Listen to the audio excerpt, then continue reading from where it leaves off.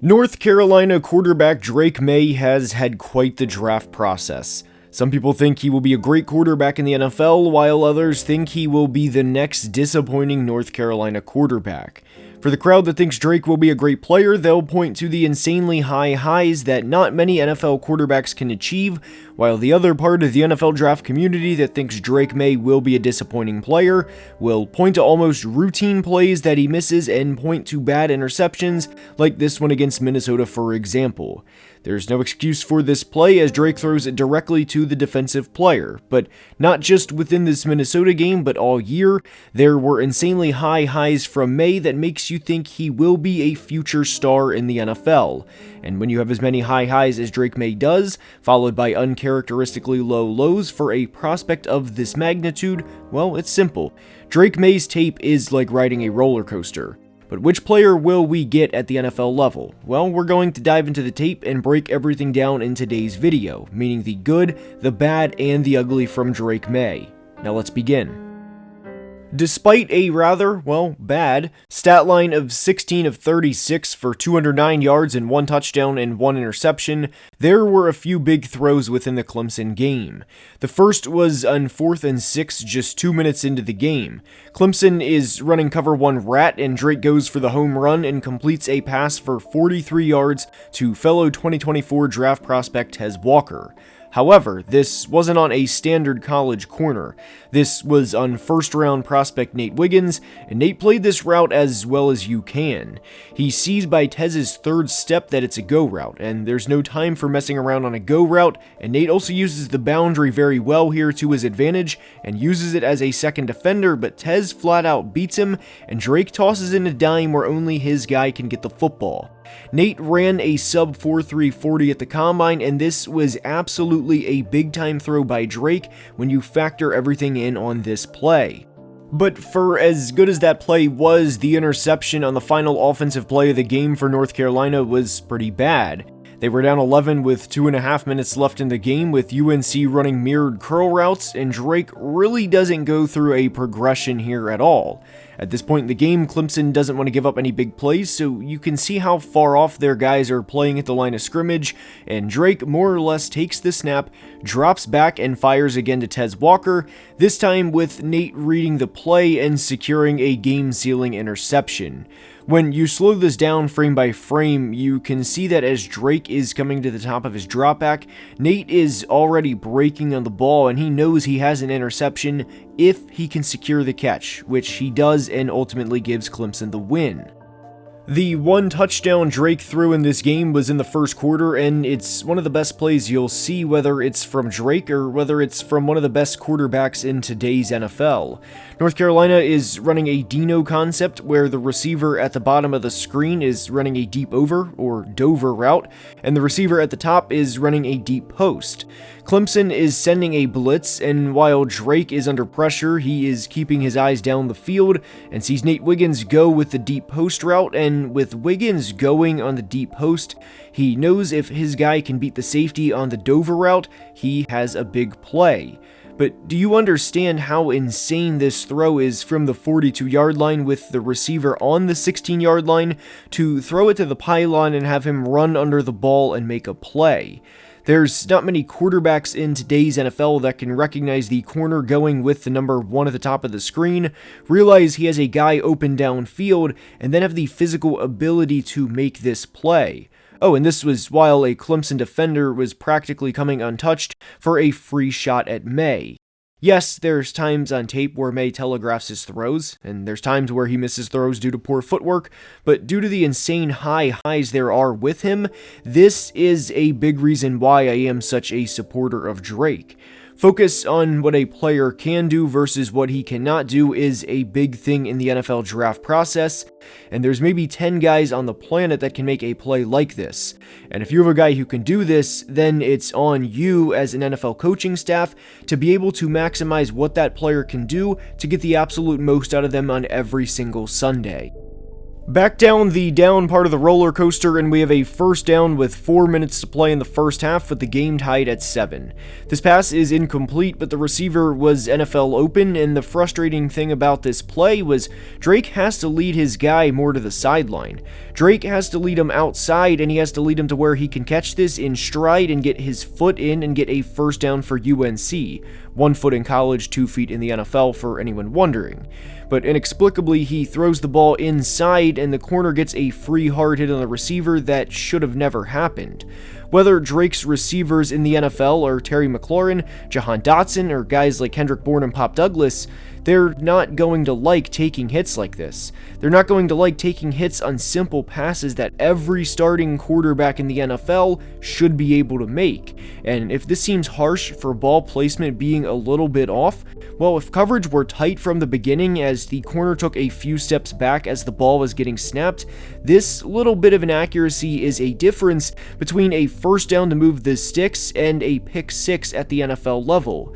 These 4 throws from the Clemson game really highlight the ups and downs of what it's like at times with Drake Maye. One of my favorite plays from Drake's tape this past year was against Minnesota, where Drake baited the DB to come down and take the cheese, which he did, and Drake proceeds to rip a bullet of a throw to where only his guy can get the football.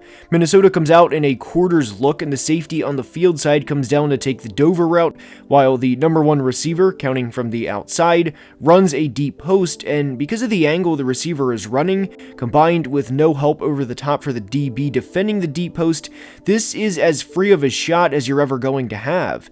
You can see from the front angle that Drake holds everyone on the boundary side in place, knowing the DB on the field side has no help, and in the absolute worst case, he can throw it short to his receiver because there's no way the DB can get between the receiver and the football.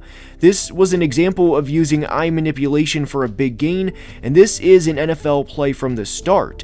Drake knew where he was going and kept the DBs in place, and because he has a rocket of an arm at 6'4", 230, he came back to the deep post and fired a bullet into his receiver's arms for a big gain for the Tar Heels. Now, we showed the interception against Minnesota in the intro of the video, and we'll break it down more here. This was one of the silliest interceptions you'll see any collegiate quarterback throw. There's plenty of times on tape where Drake throws the ball with touch, but unfortunately this was not one of them. It was a bad play, yes, but I don't think this is a huge negative in the draft profile because of how fixable this mistake is. This isn't Drake simply not having the physical ability to push the ball down the field at the NFL level, which is a question for some prospects by the way. This was a matter of him simply not seeing the defensive player. He knew what he did as soon as the play was over, and that was that. But a play to show the type of touch Maye has comes from the North Carolina State game in what was overall a not very good game, as he threw 2 interceptions in this game, but from the moment the ball was snapped, you see Drake identify the blitz and he knows he's going to take a shot after the ball is snapped. So what does he do? He steps up into the pocket while knowing he's about to get drilled, layers a beauty of a ball in the middle of the field, and his guy makes the play. There's a million things that can go wrong if the timing of this play is a 1/10 of a second off. Drake could get hit in the back as the ball is being thrown, which would pop the ball right up in the air for an easy interception, or even a strip sack. I mean, hell, anything could happen here. To be able to have this kind of touch and take this type of hit in the final game of your collegiate career says a lot about Drake. I'm not a big fan of forcing NFL comps just to force them, but my comp for Drake Maye is a blend of Justin Herbert and Josh Allen, more so leaning to Herbert, of course, but I do think Drake is a blend of the two. This throw against NC State reminded me of one of the best touchdowns Justin Herbert threw in his career back in 2021 against the Giants, where Herbert knows he's about to get drilled and throws a deep shot for a touchdown in what was one of the best throws from that season. And like Herbert, there's times on tape where Maye misses throws here and there that he simply shouldn't. And like Justin, there are insanely high highs with Drake, but inexplicably, there are also very low lows. One big thing that should only improve as Drake goes to the NFL level, at least you'd hope, is his supporting cast around him getting better. There were times on tape where Maye would scramble and make something out of nothing, and it was after an offensive lineman clearly got beat. He finished the 23 season with 449 rushing yards and 9 touchdowns, and that was after a year in 2022 in which he had 698 rushing yards and 7 touchdowns. Obviously, Drake is nowhere near the dual threat Jayden Daniels from LSU is, as Jayden finished the 23 season with over 1,100 yards and 10 touchdowns on the ground, and even had an 80-plus yard run against Florida, for example.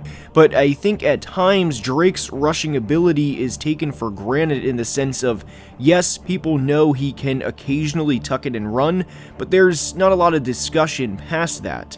Obviously, there was a lot of bad in the North Carolina State game, nobody would deny that, but he had a 56-yard run within that game and finished the game with over 100 yards rushing. He had 24 rushes of 10 or more yards in 2023 as a quarterback who is not a scrambler, and I think it's an underrated part of his game. There's plenty of plays on tape where his offensive line breaks down and there will be a defensive tackle that beats the center, and Drake essentially sidesteps and runs up the field for a first down and a gain of 15 yards. There was a play in particular against Clemson where as soon as Drake got to the top of his dropback, his left guard was already beat and bad, and it was either step up into the pocket and force a pass or take what the defense gives and run for a first down. This type of play is why I think Drake compares to a blend of Justin Herbert and Josh Allen.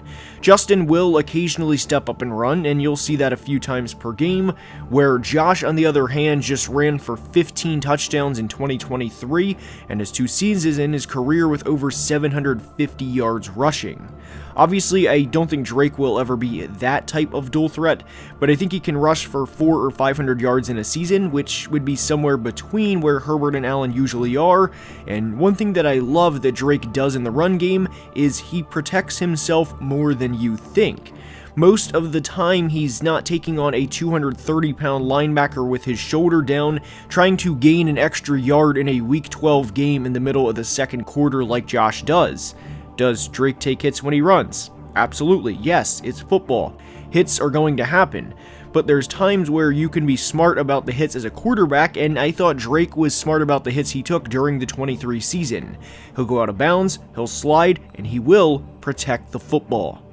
One thing that Drake absolutely has to work on in the NFL is his consistency and footwork. There's times where Drake will miss routine throws, whether it's due to happy feet or like on this missed throw against Clemson. You see Drake miss the throw short, and it's because he didn't have any of his lower body into the throw at all.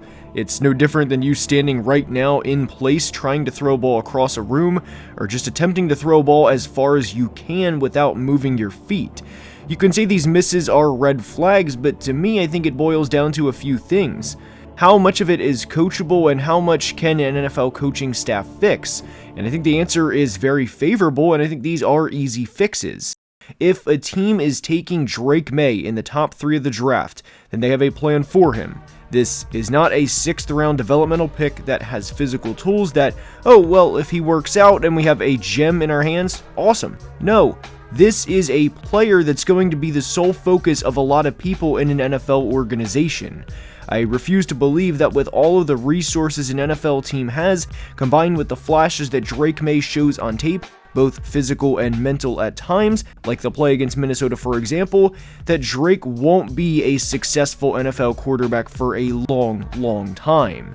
Are there times on tape where he short arms passes or times where his stride within the pocket gets condensed, which results in a ball falling at his receiver's feet? Yes. But are there times where he makes plays that maybe 1 or 2 guys in the league not named Mahomes or Allen can make? Also, yes. And when it comes down to it, the job of an NFL coaching staff is to bring the best out of a prospect as much as they can to give them the best chance to win. I hope you enjoyed, and if you did, please like and subscribe as it makes videos like this possible, and please subscribe to the Football Analysis Podcast as well. The link is in the bio, and I'll see you next time. Love you guys.